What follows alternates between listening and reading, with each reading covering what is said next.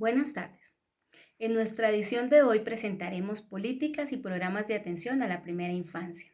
Quien les presenta, Imelda Martínez Carreño, estudiante de licenciatura en Pedagogía Infantil. Para dar inicio, le daremos una breve introducción al tema, hablando de los derechos de los niños y niñas de 0 a 18 años, sin importar raza, sexo, idioma, condición. Además, hablaremos de los acuerdos nacionales e internacionales que se han llevado a cabo en los diferentes países, con el fin de brindar apoyo y vigilar el cumplimiento de los mismos. Daremos respuesta a unos interrogantes que nos han venido llegando a nuestros correos internos de nuestros seguidores y amigos.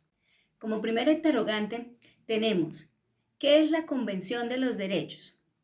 Entonces, es un tratado internacional que se llevó a cabo en el año 1989, donde se reconoce a todos los niños y niñas menores de 18 años como sujetos plenos de derecho.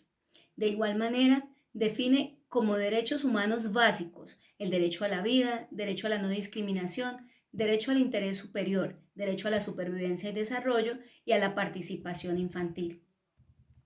Nuestro segundo interrogante es, ¿cuál es el propósito de la Convención de los Derechos de los Niños? Su propósito inicial es promover y garantizar que se cumplan los derechos humanos y de los niños y niñas sin importar la raza, el color, el sexo o el idioma. Además, que toda organización que tiene a su cargo niños cumplan con lo establecido y velen por el bienestar de los niños y niñas. Como tercer interrogante, ¿cómo garantizar el cumplimiento de los derechos de los niños? Se garantizará tomando todas las medidas necesarias para que los niños sean protegidos sin importar su condición, adoptando medidas legales, judiciales y administrativas para el cumplimiento del mismo.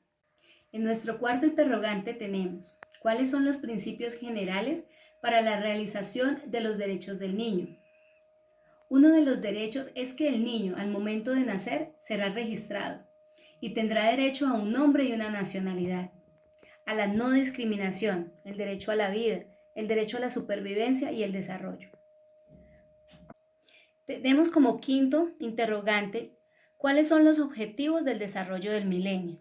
Se contempla como objetivo principal la erradicación de la pobreza, bajar el porcentaje de desnutrición, disminuir la tasa de mortandad en menores de 5 años, que muchos más niños y niñas reciban educación de calidad, igualdad de los sexos, combatir enfermedades como el VIH, la malaria, entre otras.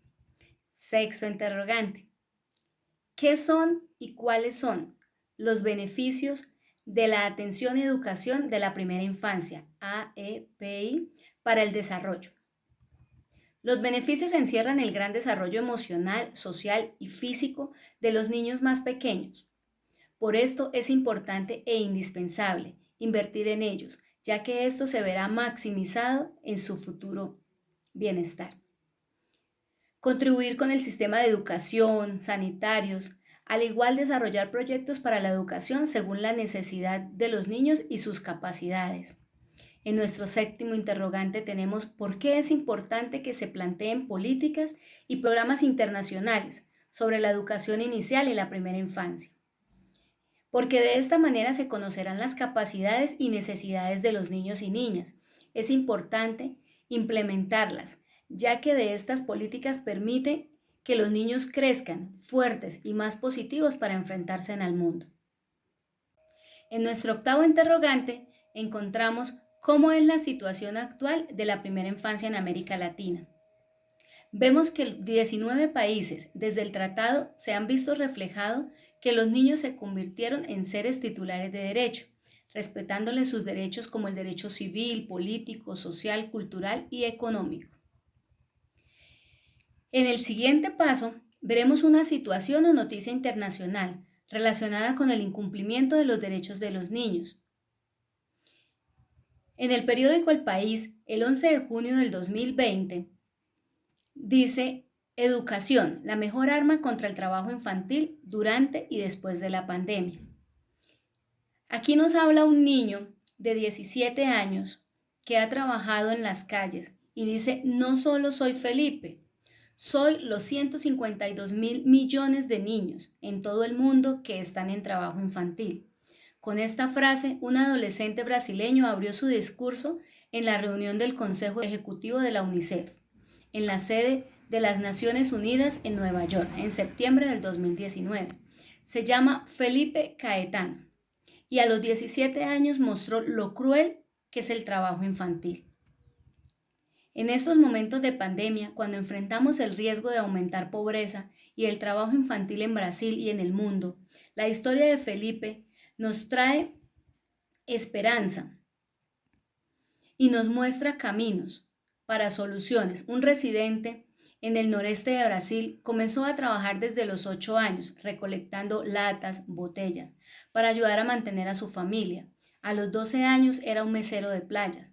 Fue entonces cuando conoció el Centro de Ciudadanía para Adolescentes, una iniciativa de la UNICEF para garantizar el derecho a la participación de los niños y niñas en los municipios donde viven. Allí se enteró que él tenía derechos.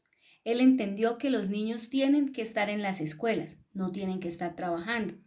Él entendió que hay leyes que los protegen, que el trabajo está prohibido para niños menores de 16 años, excepto como aprendiz, y cambió su historia.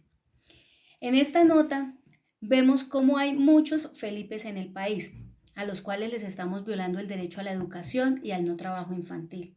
Pero también podemos ver que las organizaciones trabajan fuertemente en pro de bajar dichas tasas para que más niños estén en nuestras aulas y así garantizarles un derecho importante que es el derecho a la educación. Les informó Imelda Martínez Carreño. Que tengan muy buen día.